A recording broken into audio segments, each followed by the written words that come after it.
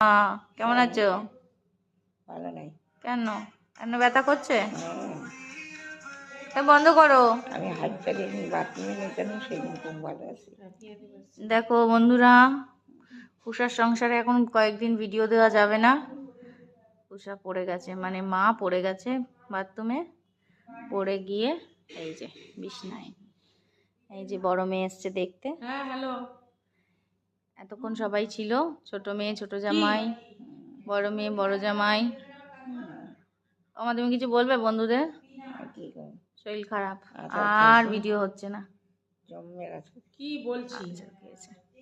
মাজা ব্যথা, মাজা, হাত ছেঁচে গেছে, একদম ছাঁচা হয়ে গেছে, খুব লেগেছে।